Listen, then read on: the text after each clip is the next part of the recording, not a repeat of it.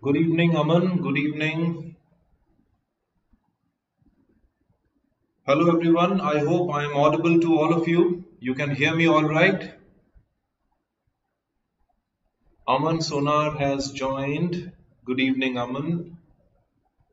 So all those who are present today in the class, just give me a shout out if you can hear me. Hi, Krishna. Good evening. Good evening, Krishna. Welcome to the class once again. I hope you all are doing great there.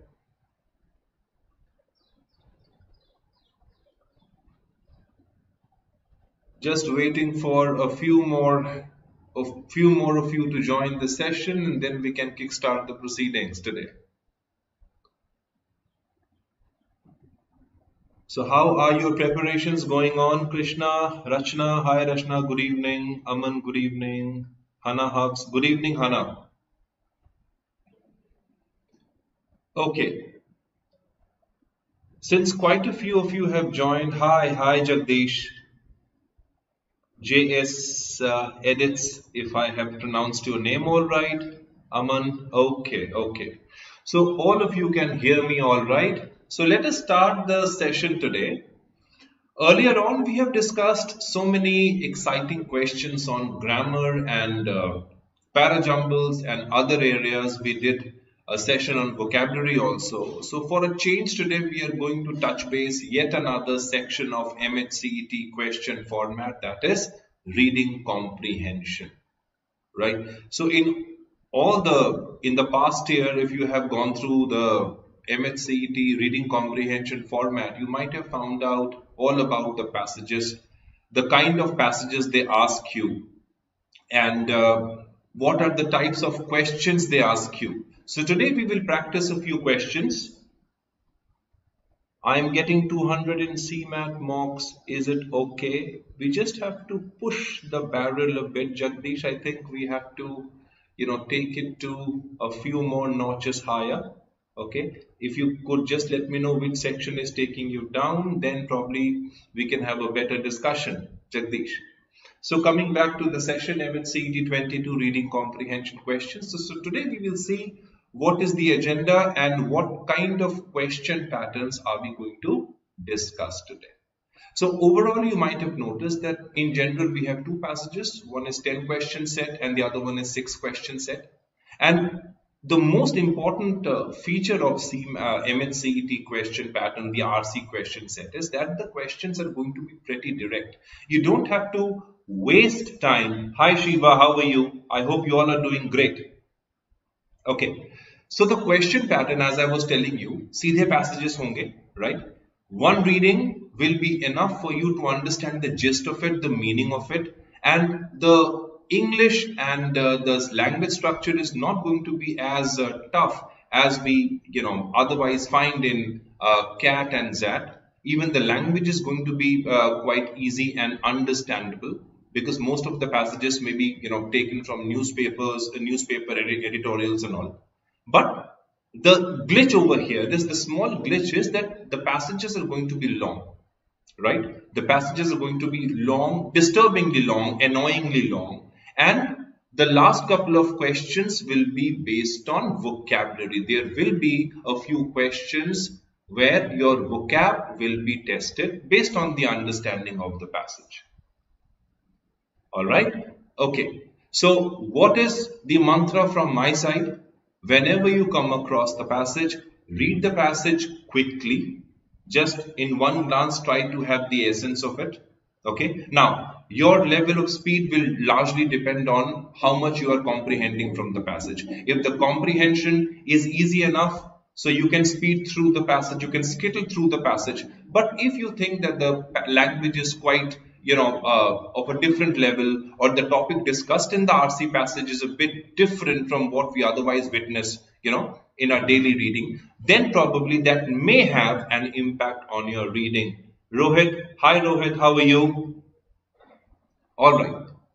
Try to retain information, which is very, very important. Whenever you are reading a passage, it is important that you retain information so that you don't have to go back to the passage when you are solving the questions, right? More often than not, we have observed, even you might have observed, that we actually forget what was there in the first paragraph and the second paragraph the moment we reach the last paragraph. Okay, try to retain as much information as possible. But with that being said, that does not mean that we cannot go back to the passage, right? If the need be, if the situation warrants, then probably we may have to go back to the passage to have a proper understanding of the information, extraction of the information. If at all we have to go back to the passage, and if at all a second reading becomes a must, then why not? But we have to keep one thing in mind, that time is of essence and we can't afford to lose time. And lastly, please carefully analyze the answer options before you key in the right answer. All right. So this is what I wanted to tell you. Now let us see if we can apply the same thing on the passages that we are going to discuss. And let us promise ourselves today that we are going to be really quick with our reading so that we can, try to answer the questions as quickly as possible. All right. So let's start the reading. So this is the first passage in front of you. I will give you 30 seconds to read through this particular slide and then I will take you to the next slide. Okay, your time starts now.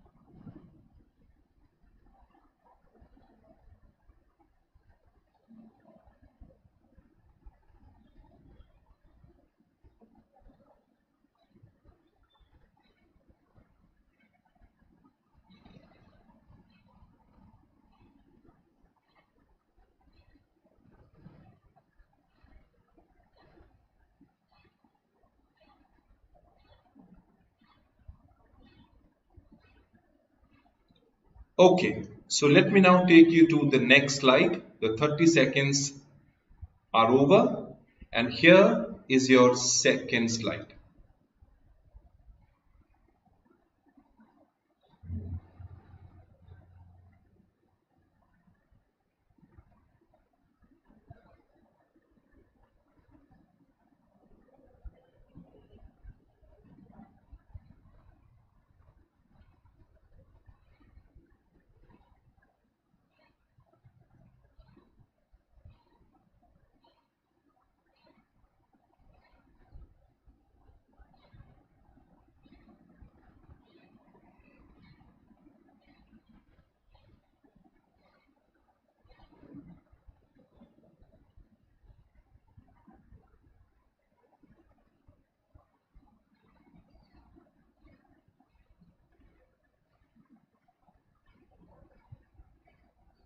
All right, let me take you to the next slide.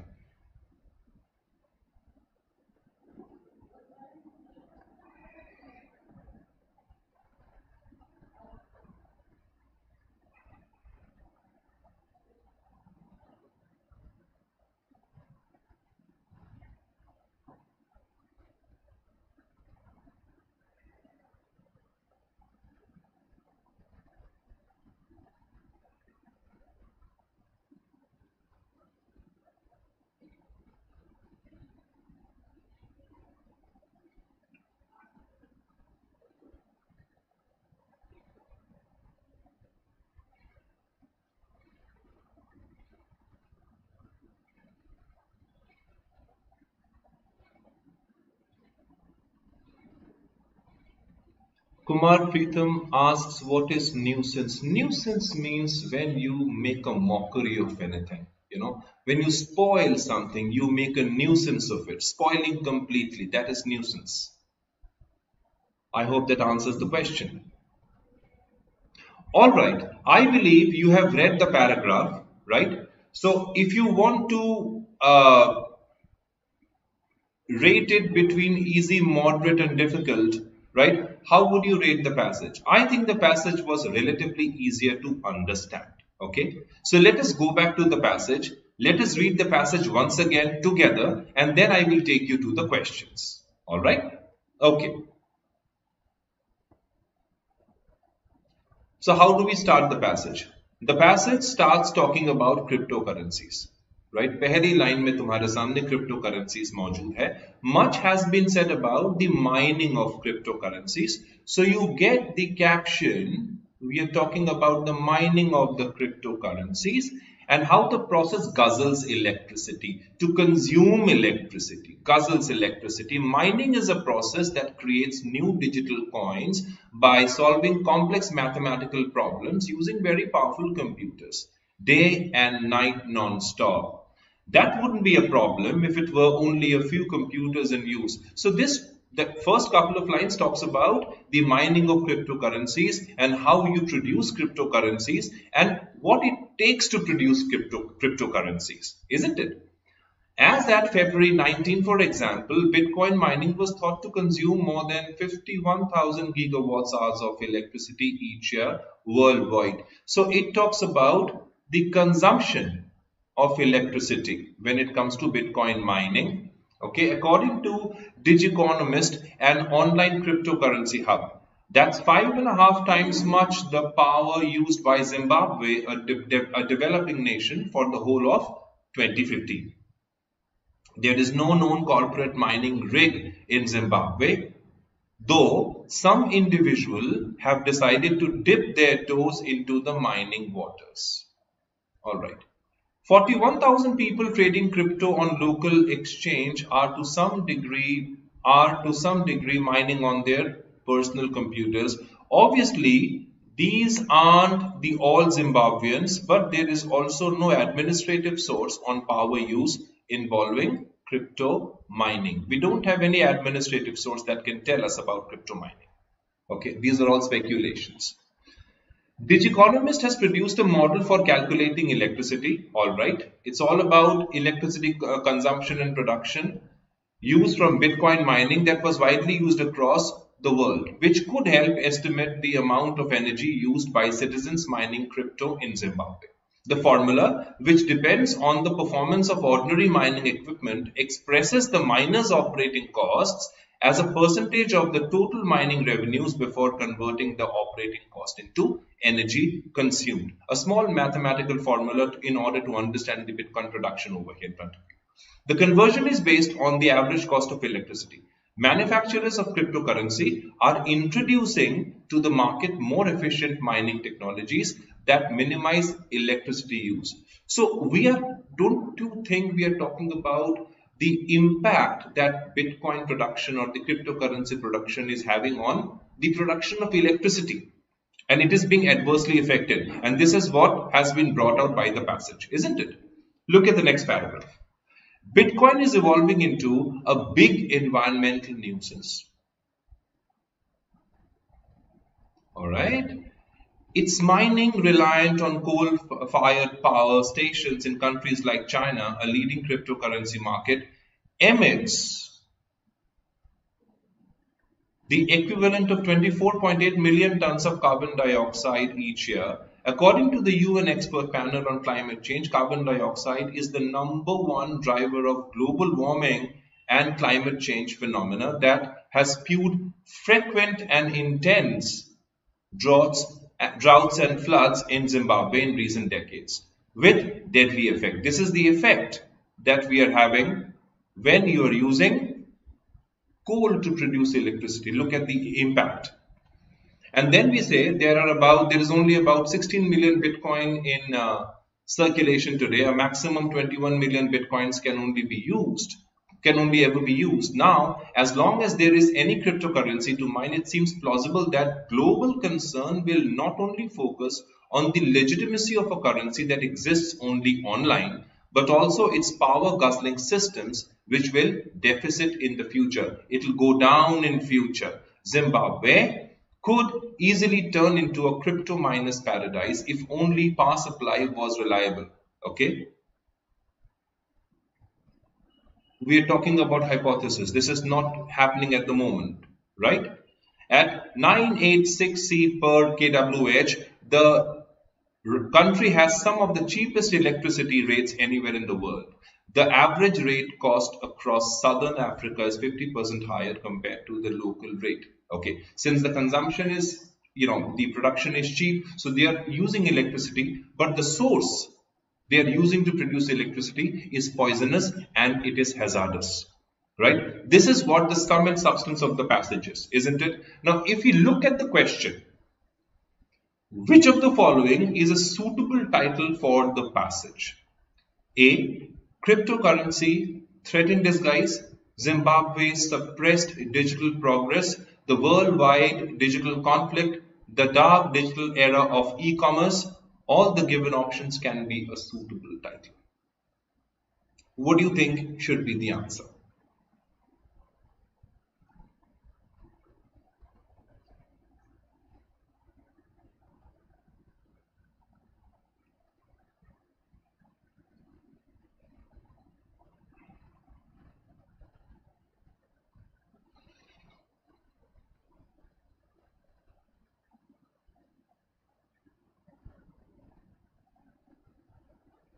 Krishna is the first one to key in her answer. Krishna says A. Aman says A. All right. Thank you for your suggestions, Krishna and Aman. What about the others? क्या लगता है आपको क्या होना चाहिए? What should be the answer option? You have to choose the suitable title for the passage. Jagdish Mali has also keyed in A. And guess what, guys? A is the right answer choice. We are actually talking about the threat in disguise. The entire passage has talked about the same thing. What is at stake when you talk about the production of cryptocurrency? B talks about Zimbabwe's suppressed digital progress. This is not mentioned in the passage, so this cannot be the option. The worldwide digital conflict is not what we are discussing over here. The dark digital era of e-commerce, we have not discussed e-commerce at all, so this cannot be the option, right? So E, D, C, B are all out and we are going to stick to A, and that is your answer option. Okay, absolutely right, guys. So great going. First question you have answered all right. Let's move to the next question.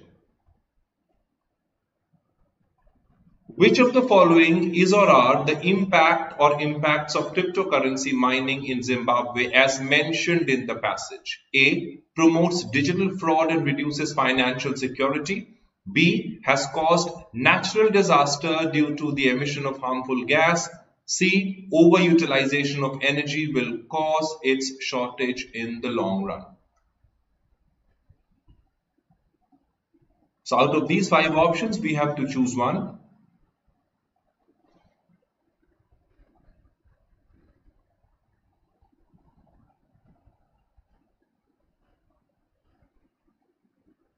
Krishna says option D, both B and C. Right, Krishna? Okay.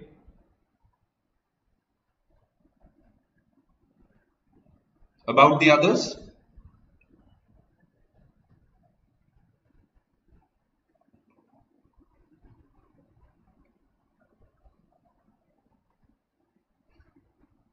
Now, if you look at this question, so let's talk about the options over here. Devolution Gaming says D, all right. C, all right.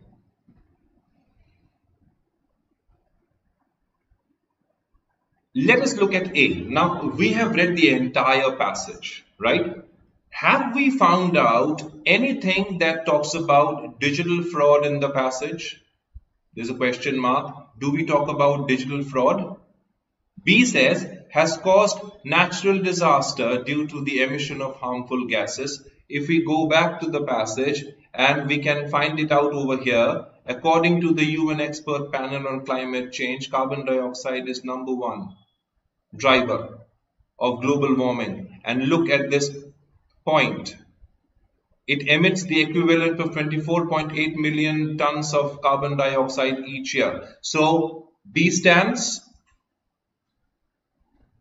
And if you look at C, overutilization of energy will cause its shortage in the long run. We have found it out over here. It seems plausible that global concern will not only focus on the legitimacy of a currency that exists only online, but also its power guzzling systems which will deficit in the future. Which means we can definitely talk about the shortest thing, B and C. So A we have not spoken about. B and C is definitely present in the passage. So we are going to stick to D, only B and C. Alright. So these 2 points are present in the passage. Hence D should have been the answer option. Okay. So all those who have answered D, congratulations. That is the answer. Okay. It is important, guys, to find out where to look for the answers. Okay. Please structure your reading. It is very, very important. Okay. We can read. General reading is important, but it is also important how to structure your reading and try to, extract the exact information from the passage. And that is why reading all the options becomes all the more important. Okay, that was question 2 for us. Let us look at question number 3. What does the author want to imply by the line, there is also no administrative source on power use involving crypto mining? First of all, read the options and then I will take you back to that part of the passage where this line is mentioned.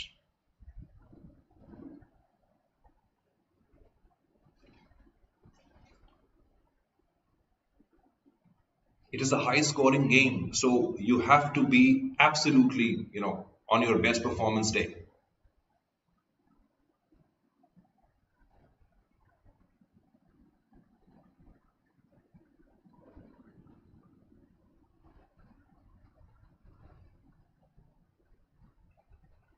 What does the author want to imply by the line, there is also no administrative source on power use involving crypto mining?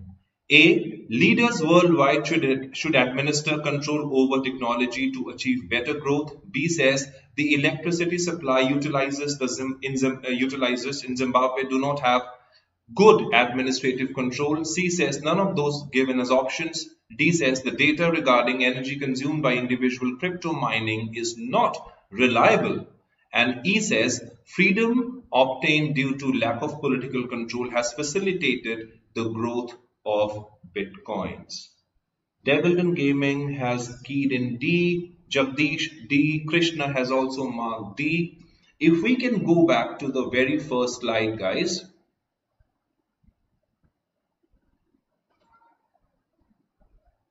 If you can start reading from here, that's 5.5 times as much the power used by Zimbabwe, a developing nation, for the whole of 2015. There is no known corporate mining rig in Zimbabwe, though some individuals have decided to dip their toes into the mining waters. 41,000 people trading crypto on local exchange are to some degree mining on their own personal computers. Obviously, these aren't all the Zimbabweans, but there is no administrative source on power use involving crypto mining. So this line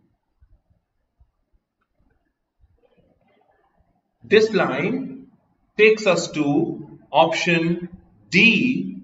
The data regarding energy consumed by individual crypto mining is not reliable, right? So that was present in the very first slide. So D is the right option. We have not spoken about what the leaders worldwide should do.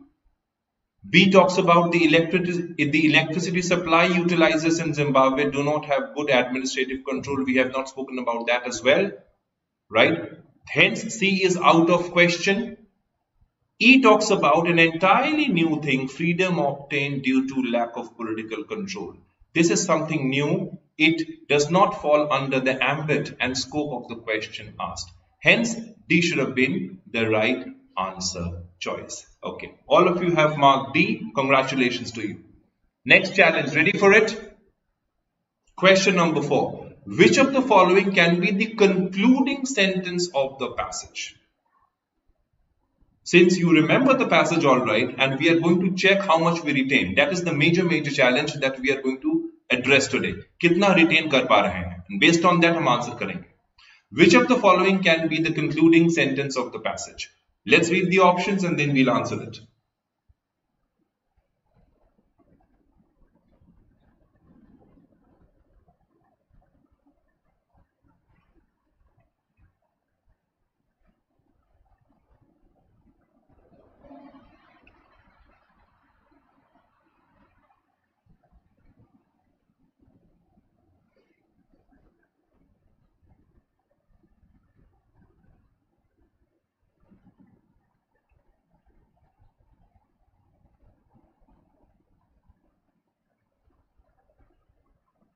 Krishna has just come up with her suggestion.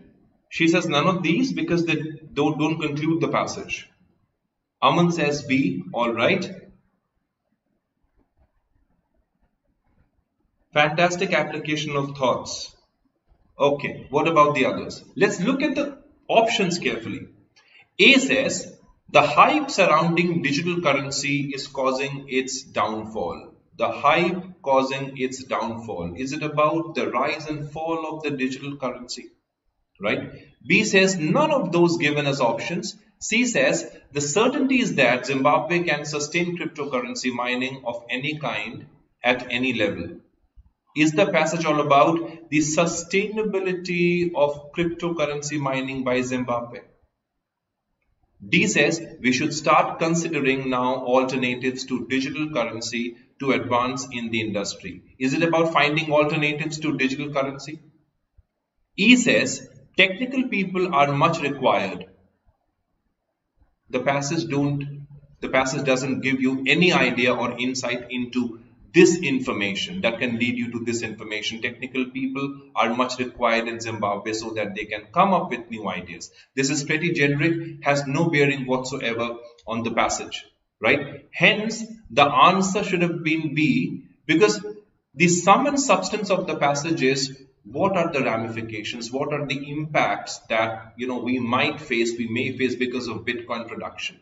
Okay, and the kind of electricity being used and how they're produced, and what is the impact of that on our ecosystem and nature. That was the passage all about. Hence, B should have been the right answer option.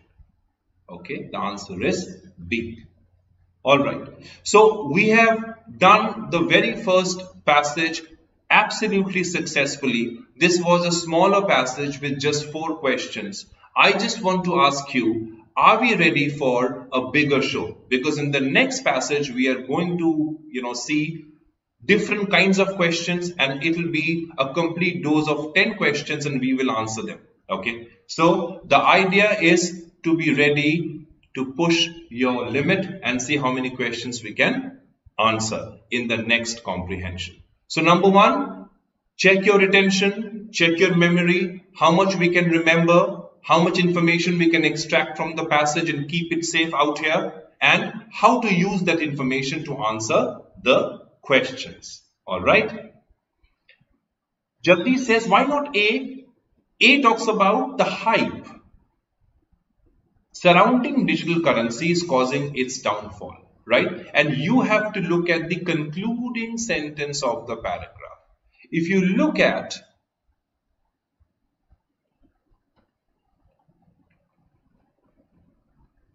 right, we are talking about, look at how the passage is moving towards a close. The average electricity cost across southern Africa is 50% higher compared to the local rate. We are talking about electricity over here.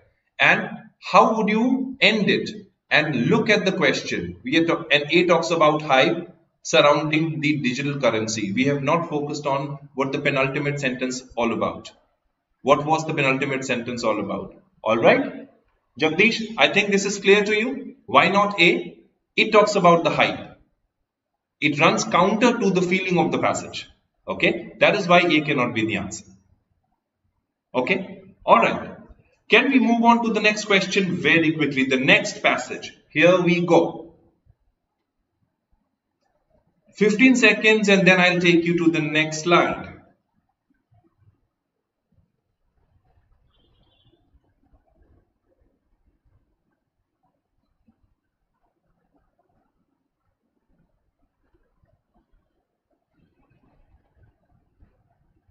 If you're really enjoying this session, please don't forget to press the like button and press the bell icon. Click on the like button, please. Do like our session and share it with your friends. All right.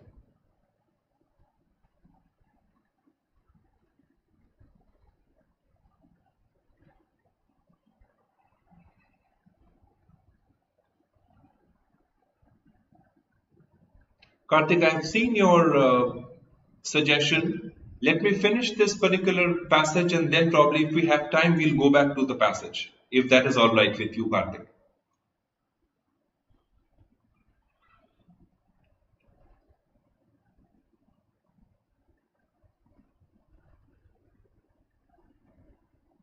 Moving on to the next slide, guys.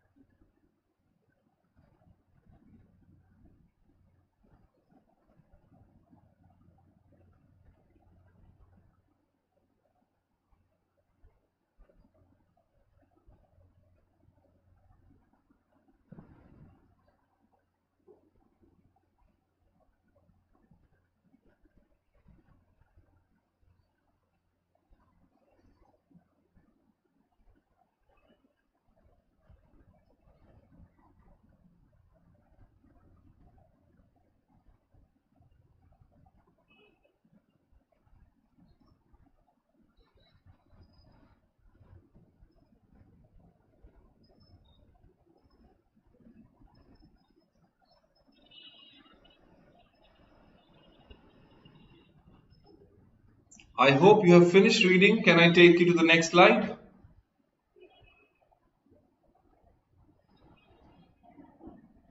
Here we go.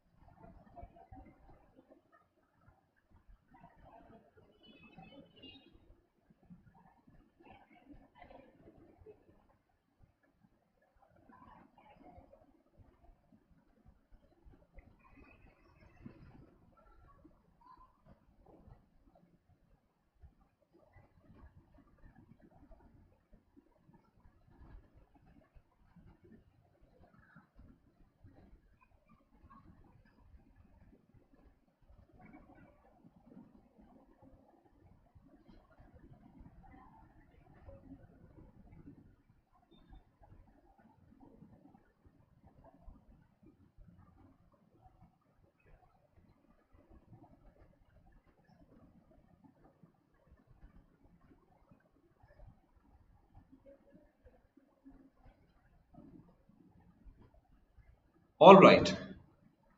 To the next slide.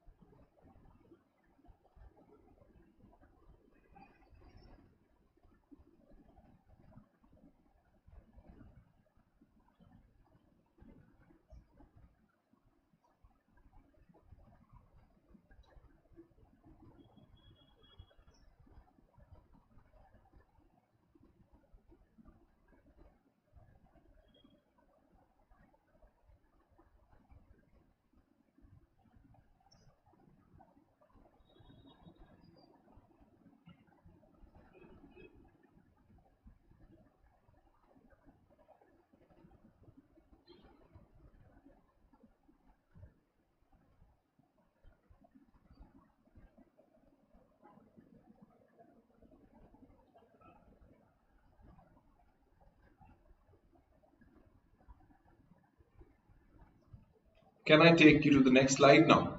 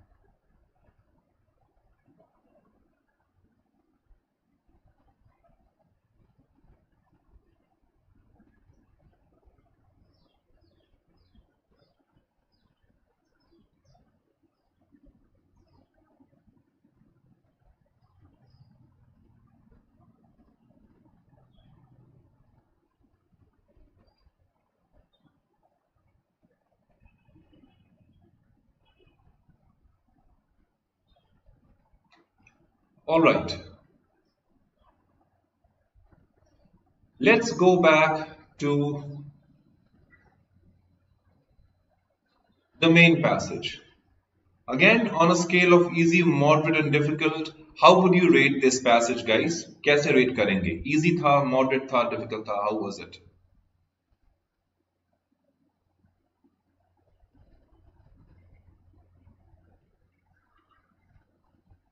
All right.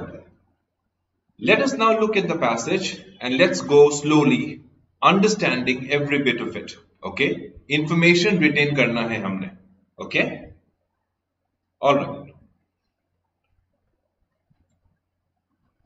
With Finance Commission recommendation, center-state relations set to undergo dramatic change. There's a recommendation and we are going to look at a center-state relationship changing dramatically. Any big change requires big ideas, decisive leadership and happy coincidence of circumstances. These are the requirements to bring about any big change. बहुत बड़ा change लाएंगे तो ये सारी चीजें हमें जरूरत पड़ेंगी. Nothing illustrates this better than the unfolding story of cooperative federalism in India. Okay, the cooperation between the two set of governments, cooperative federalism, cooperation between the two set of governments, one at the center, one at the state. All right.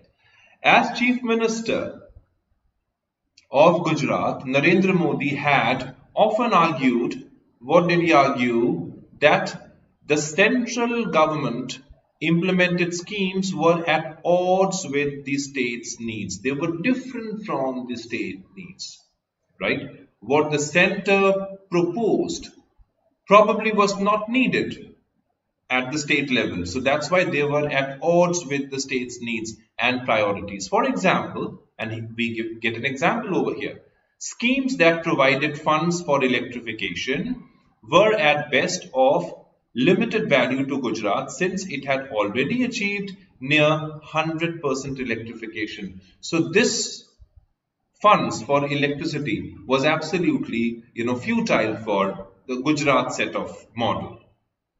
This is just an example. Okay. This state could have spent the money provided for such a scheme more productively if allowed to use it for other purposes. That is why they are at odds with the central scheme. That is why the center schemes are at odds with the state scheme. Okay.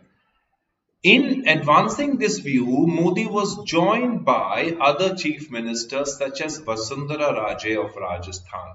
So Vasundhara Raje, who was then the chief minister of Rajasthan, echoed Chief Minister Modi's thought, who was then the chief minister of Gujarat, who argued that, what was the argument? The vast number of central schemes further restricted their fiscal space because of many of them required matching contributions by them from their otherwise untied funds.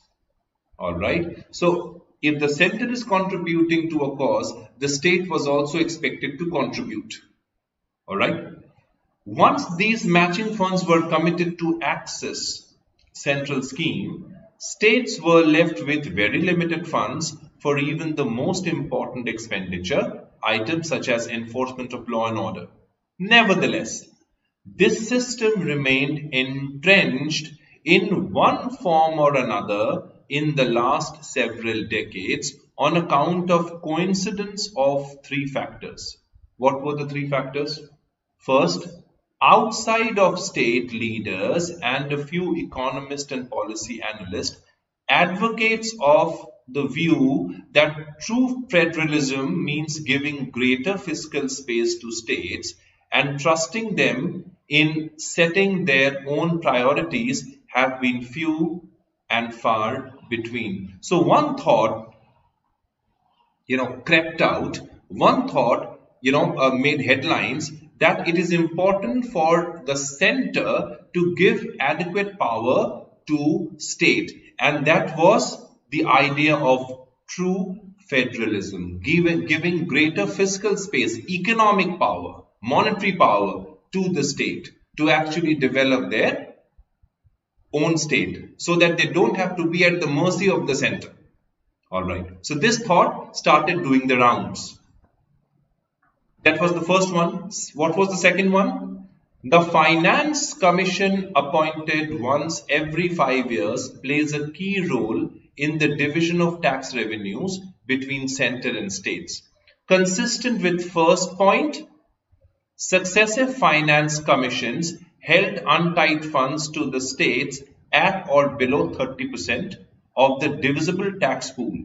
Only the 13th Finance Commission exceeded this mark, setting states' share at 32%. It was fixed at 30, but after the 13th Finance Commission, it was increased to 32% share. Finally, successive central governments have chosen to transfer the bulk of the remaining funds to the state via central and centrally sponsored schemes. With early 8% growth over an entire decade, tax revenues have significantly expanded.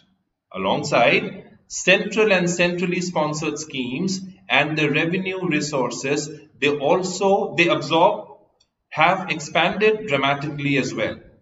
Two key factors that come together to dramatically alter this equilibrium. One, India now has a Prime Minister who was once a Chief Minister and strongly feels that cooperative federalism means greater fiscal and legislative space for states. All right. And two, by a happy coincidence, the chairman and member of the 14th Finance Commission believe in genuine federalism themselves. Moreover, they have recognized the opportunity offered by a prime minister at the helm who truly believes that the power of states and their leaders. Accordingly, they have recommended that starting 2015-16, states be awarded 42% of the divisible pool tax revenue from 32% to 42%. So, does it empower the state? Yes or no? Does it empower the state as per the passage? This is a gigantic and unprecedented 10% jump in devolution. Predictably. And what is the prediction? The prediction is the Prime Minister and his cabinet have accepted this bold recommendation of the 14th Finance Commission. A jump from 32% to 42%. It has been accepted. All right. This is the gist. What implication does this change have? Now, this change, what are the implications of this change? Giving more power to the state. This is the sum and substance of this passage. For starters, with larger transfers coming as untied funds, states also have greater responsibility in discharging their duties.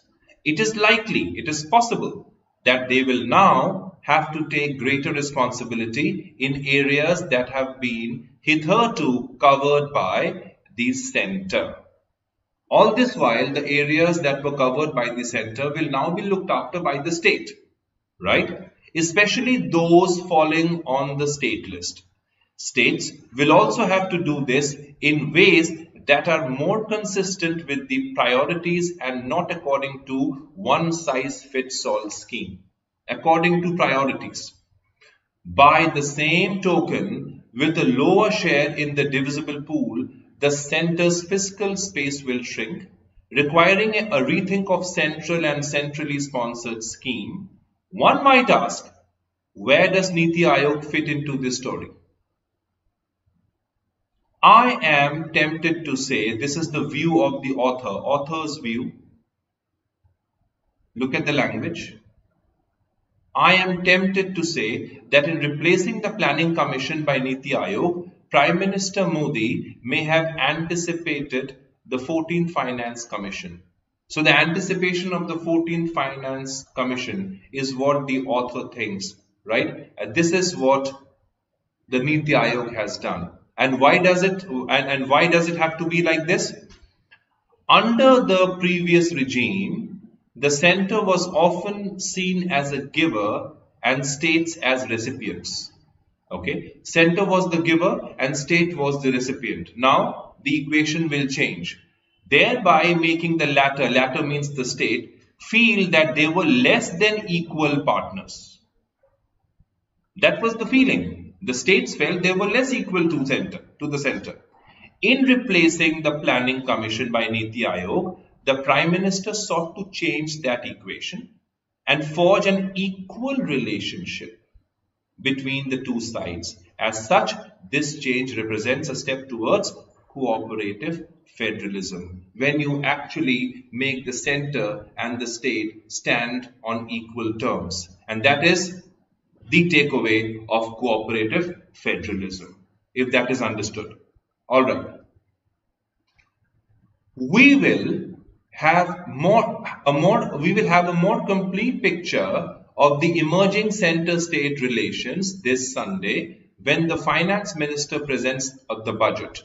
But even with that, we now know one thing is clear. And what is that thing?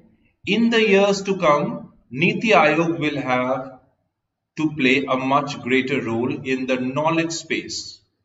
Greater fiscal freedom combined with greater legislative freedom in areas covered by the concurrent list of the Constitution means that states will need to play a more active role in designing their own programs and policies.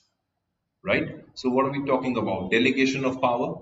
The state now will have more power. It will no longer be a puppet at the hands of the center. Okay. As they do so, they will need to reach out to data analysis and expert advice. The designs of Niti Aayog, as per the cabinet note of 1st January 2015, positions it well to provide these services. By the same token, those of us at Niti Aayog have to work hard in the months to come to build new strengths so that we do not disappoint the state that reach out to us for advice and assistance. We shall see. Now, we know who the author is right now, member of the Niti Aayog, and he is all praise for Niti Aayog.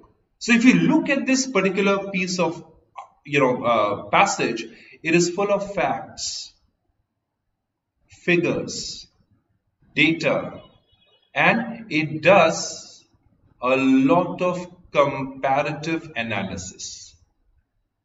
Are we on the same page? Right? And this is what the passage is all about. Now, if you look at the question, guys, the first question, as the Chief Minister of Gujarat, Narendra Modi, why argued that the central government implemented schemes are at odds with the state government? Why are they at odds with the state government? A, because the central government was not paying the equal amount of funds for all the states. Was that the reason? B, because he being from the opposition want to criticize the steps taken by the central government and leave an impression on the general public mind that what a crook central government is. C, because central government doesn't take in the picture all the perspective while allocating the funds. Or D, because he wanted more funds for filling his and his cabinet minister's pocket. So if you think the passage was on the tougher side, you look at the options. The options are going to be a throwaway for you, and you can definitely be able to bring home the right answer.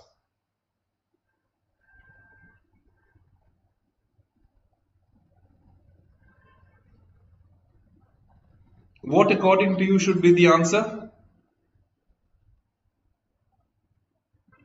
Krishna says it's A, sir. All right.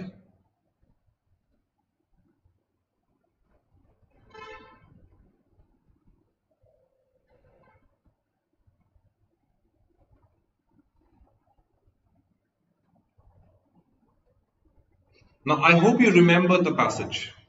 Okay. So for question number 5, if you have read the passage all right, then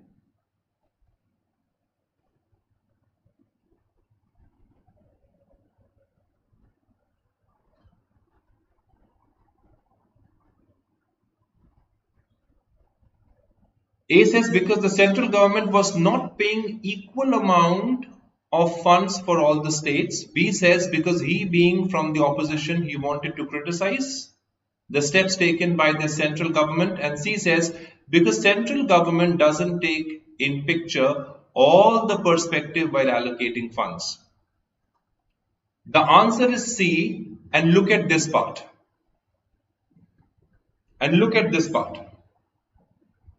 As Chief Minister of Gujarat, Narendra Modi had often argued that the central government implemented schemes were at odds with the needs. For example, now read this example. Schemes that provided funds for electrification were at best limited value to Gujarat since it had already achieved near 100% electrification. This state could have spent the money provided for such a scheme more productively if allowed to use it for other purposes. Now look at the line. Because central government doesn't take in the picture all the perspective. Okay. This is the perspective that we are talking about. And that is why the scheme was, at odds with the central government scheme. C should have been the right answer. Alright. It was not about the money. A says, because the central government was not paying equal amount of money, amount of funds for all the states, right? This is not the case, right? From here, you can drive home why C should be the answer. I hope the answer is clear to you. Is this understood? Right? A talks about paying money, equal money to all the states. That's what A talks about. Was not paying equal amount of money for all the states. It was the need of the state, not the money. The quantum of money is not in question. It is the need of the state. Alright? So C should have been the right answer for question number 5. Alright? Let us look at the next question. Why Vasundhara Raje decided to join the views of Narendra Modi? Why did she decide to join the views of Narendra Modi? A says, being from the same party, she had no choice but to join hand in hand with her party leader. B says, Vasundhara Raje and Narendra Modi had a hidden plan of going against any of the good initiatives taken by the central government. C says, Vasundhara Raje was also facing the atrocities of central government and want to raise her voice with Narendra Modi. And D says, Vasundhara Raje, being a chief minister of a state of India, where central schemes are restricted, the fiscal space of the state government feels that it is injustice on the part of the central government.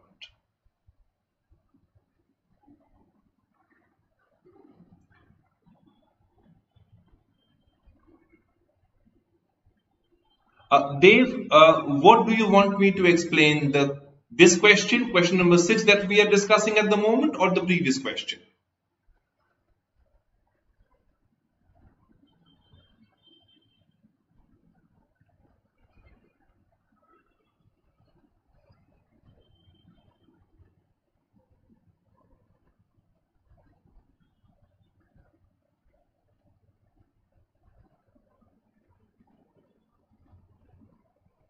Ninad has answered it should be D, sir. Okay.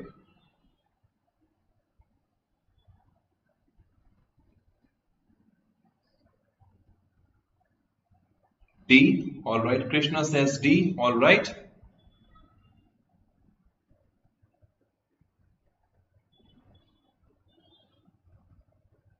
Okay. So what is the answer? D is the answer, and you all have guessed it right. Vasundhara Raje, being a chief minister of the state, feels that it is injustice on the part of the central government. Now, read this part. This is an excerpt from the passage. In advancing this view, Modi was joined by other chief ministers such as Vasundhara Raje of Rajasthan, who argued, what was the argument? That the vast number of central schemes further restricted their fiscal space because many of them required matching contributions by them for their otherwise untied funds. Okay, so this was looked upon as injustice on the part of the central government by Vasundhara Raje. So this supports option D. Okay, and that is why D should have been the answer. Dave, you wanted me to take you back to the previous one. Okay, let me come back to it. Right? This was question number 6 for you. I hope you people have followed, and most of you have got this one right. Okay, let us now go back to the 5th question. What was the question? As the Chief Minister of Gujarat, Narendra Modi, argued that central government implemented schemes are at odds with the state government. It's all about the priority. It was all about the priority. Right? The state had different requirement, but the central was giving money, irrespective of the requirement of the state. Right? That is why when the money was, when the electrification scheme came to Gujarat, the government said we don't need this money because we are already a state where 100% electrification has been achieved. So there was a clear-cut mismatch of the priorities. Right? And that is why C should have been the answer, because central government doesn't take in the picture all the perspective while allocating funds. Okay? The perspective of the central government to give, money for electrification to Gujarat was different.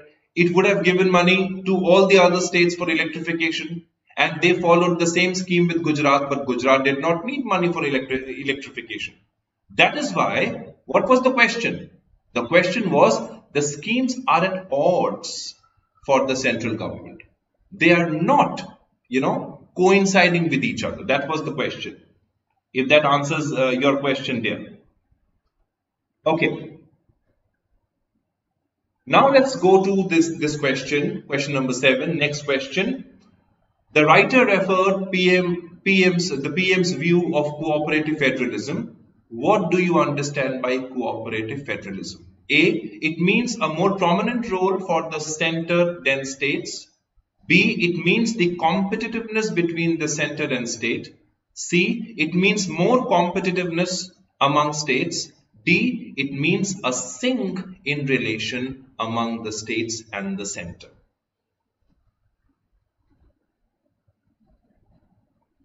You have to clearly figure out the meaning of cooperative federalism.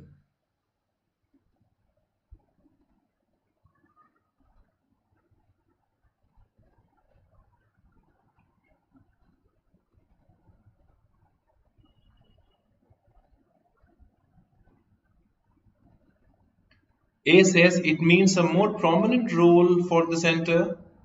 It means the competitiveness between the center and the state. Competitiveness. It means more competitiveness among states. It means a sync in relation among states and the center. Right? Karthik has answered D. Krishna says D. All right. About the others?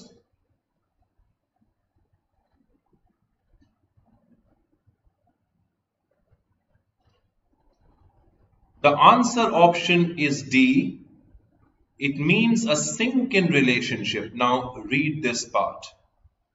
First, outside of state leaders and a few economists and policy analysts, advocates of the view that true federalism means giving greater fiscal space to states and trusting them in settling their own priorities have been few and far between. So, it means a sync in relation among the states and the center. So, only then, if there is a sync, if the relation is synchronized, only then there will be cooperation. दोनों साथ में काम करेंगे, right? In sync with each other. That is why D should have been the answer. Alright? And you people have guessed it right. Next one. What does the writer mean by one size fits all schemes? A. Niti Aayog will make schemes that would be equally beneficial for all. B. Previously the schemes were more transparent and object oriented. D. Planning Commission were making schemes without considering the crucial scenario in the states. And D says Planning Commission was making more precise schemes so as to address the actual needs of the states.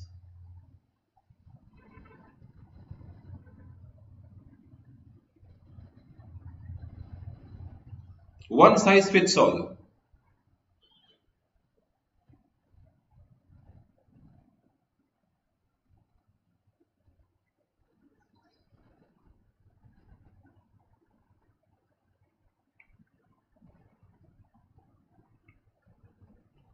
Krishna has keyed in A. Khushbu says A. Dave says D. All right.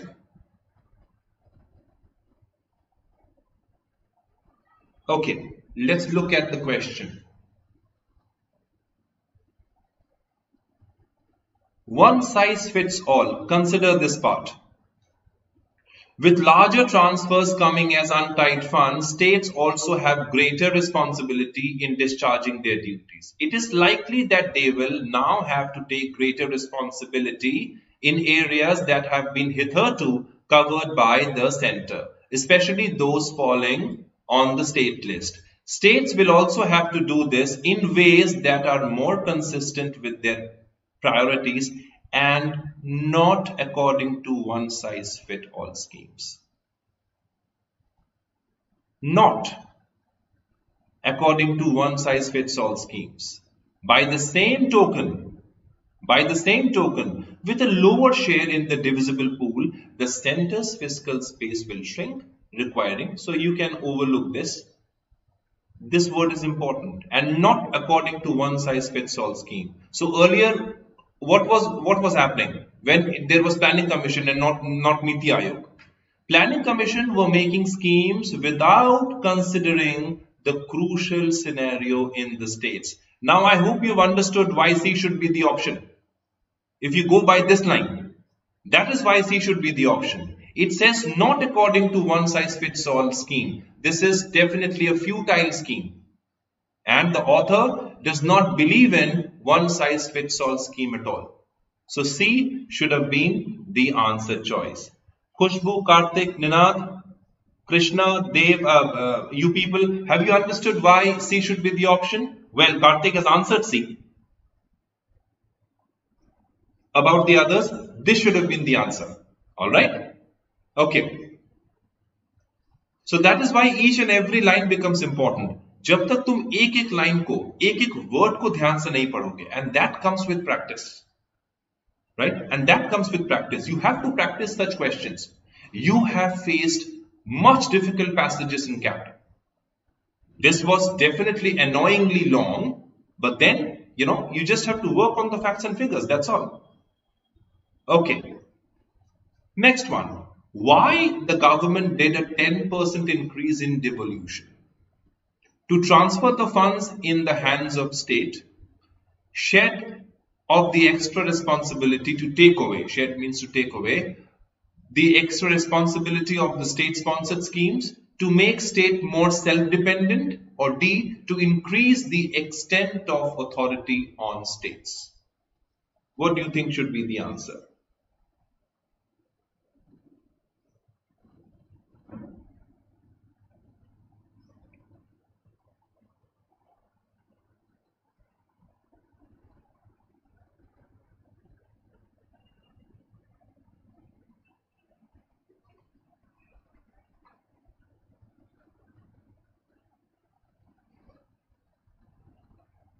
So we are talking about a 10% increase in devolution.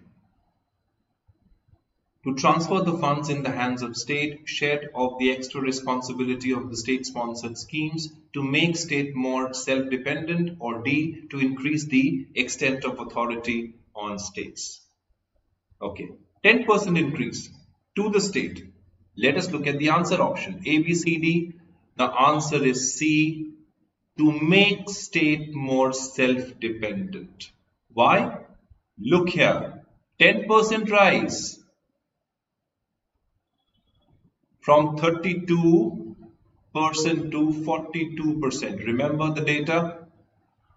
What does this change imply? For starters, with larger transfers coming as united funds, states also have greater responsibility in discharging their duties. It is likely that they will now have to take greater responsibility in areas that have been hitherto covered by the state. That makes the state more self-dependent and not center-dependent.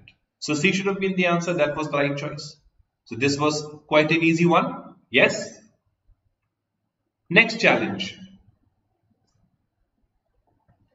What is the drastic change of the policy in Niti Aayog from that was in Planning Commission? So तुमको ये change निकालने की जरूरत पड़ेगी जब Planning Commission था और अब जब नीति आयोग है. So what is the change?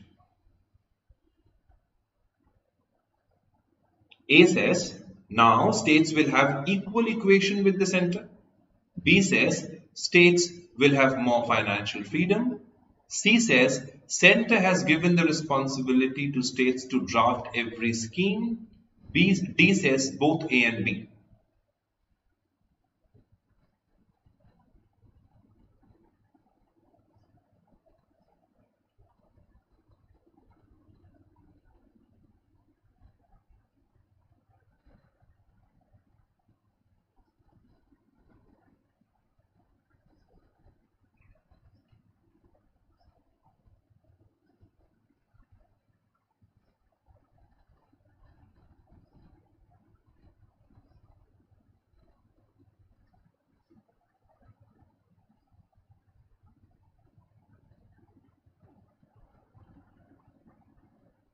Be very careful with your choices.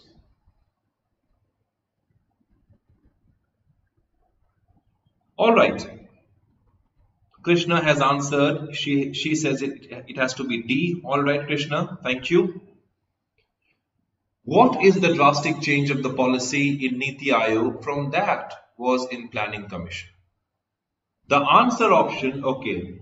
The Dave blocks, D, Krishna, D, all right. What about the others? Please hurry up and answer the question. Please key in your answers. Okay. Both A and B. Look at this part and then we'll go to this part. All right. In replacing the Planning Commission by Niti Aayog, the Prime Minister sought to change that equation and forge an equal relationship between the two sides. This is what it says. Greater fiscal freedom combined with greater legislative freedom in areas covered by the concurrent list of the Constitution means that states will need to play a more active role in designing their own program and policies. So, A, definitely equal equation, and B will have more freedom. C talks about draft every scheme. This is outside the scope of the passage. The center has not given the state this responsibility of drafting every scheme. So this every word has a problem over here. So C cannot be the option. It has to be A and B. So D should have been the option. All right? Okay. Figure out the meaning of entrenched. What is entrenched? Now comes vocabulary. A, disorganize. B, unsettle. C, establish. D, weaken. Entrenched. How has the word been used? If you go back to the passage once, very quickly, you will find out. Here is the word, entrenched. Nevertheless, this system has remained entrenched in one form or another. Let's go back to the question now. Entrenched.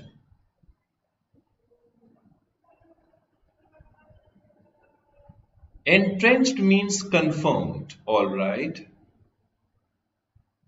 Something which is confirmed or established.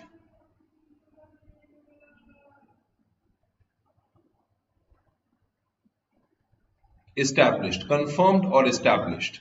So, what is the answer option? The answer option for 11 is C. It cannot be disorganized, it cannot be unsettled, it cannot be weakened, it has to be C, established. C is the right option. Unsettled would be wrong, right? I think one of you marked unsettled. Okay, if you have, please. Entrenched means to be confirmed, to aver something, to prove something, establish something. That is why C should have been the answer. All right? Okay. Next question. Helm. Right? There is an idiom also. We say at the helm of things. What is helm? Let us go back to the passage and see how this word has been used in the passage.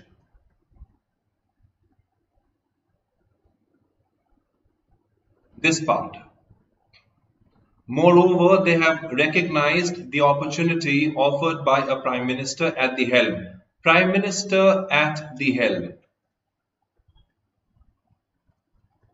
All right. So, Prime Minister at the helm. What is the answer? Khushbu says C. B. All right. Okay.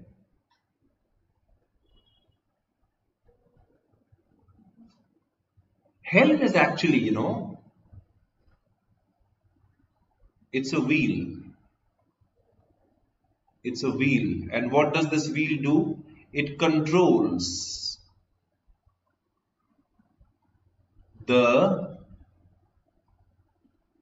direction of the ship. One who has control. One who has control or rule or authority. Now can you guess the answer? Right? It's reign. The rule. Alright? It cannot be bottom, it cannot be last, it cannot be large. So the answer is A, reign. Krishna, Khushbu, yes, it is reign, absolutely right. Yeah, one who controls the organization, yes. The word comes from the helm of a ship. One who steers the ship and gives it direction. Alright? Okay. Next one, hitherto. A is last, B is until now, C is since, and D is as far as. Okay, let's look at the usage. It is likely that they will now have a greater responsibility in areas that have been hitherto covered by the center. That have been hitherto covered by the center. An adverb. Hitherto is an adverb. Last, until now, since, as far as. What do you think should be the answer?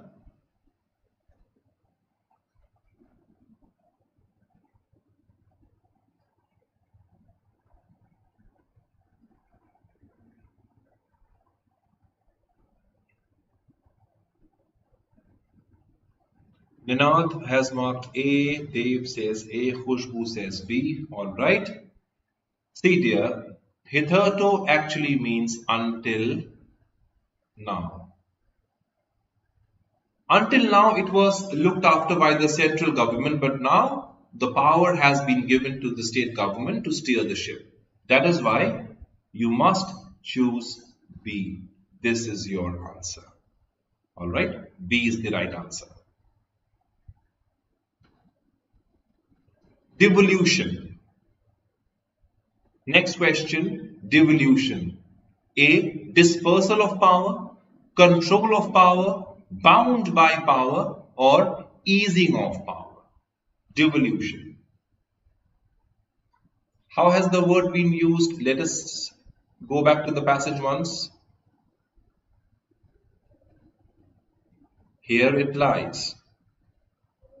A gigantic jump in devolution. Okay. Transfer of power happening from 32% to 42%, 10% power given to the state. So, rings a bell?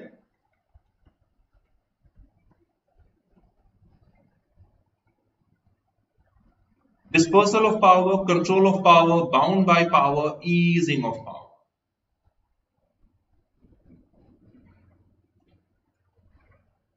Devolution means, in very simple terms, we say transfer. Okay.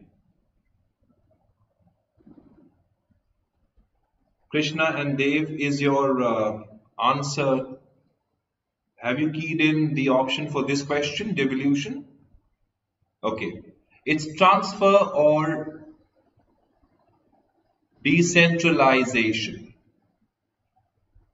Alright. So that takes you to A, dispersal of power. Alright. It is not control, it is not bound, it is not easing of power. Alright.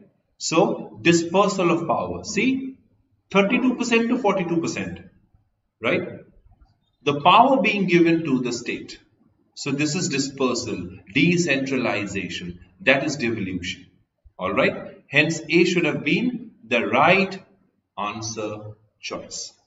Alright. So one thing is very important. Read the questions very carefully and try to scrutinize these words very properly. Look at the application, the way the words have been used in the passage. जब तक हमें application समझ में नहीं आएगा, we may be at sea in terms of, finding out the right answer option.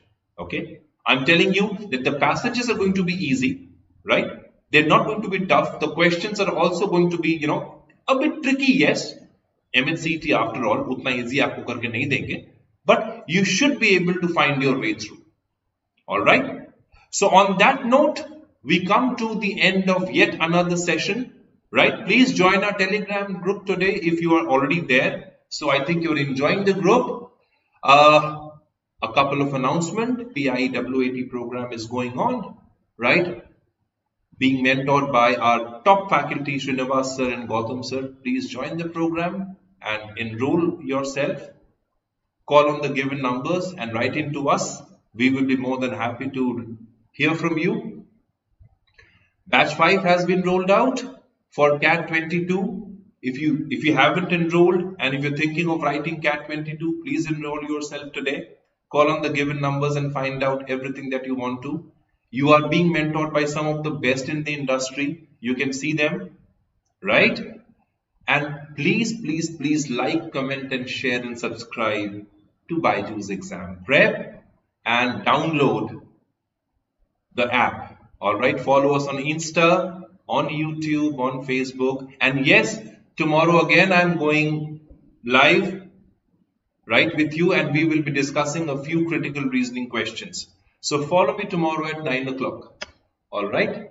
So with that being said, this is Pradeep sir signing off today. Wish you all the very best and see you in the next class. Have a great day ahead. Bye-bye all of you.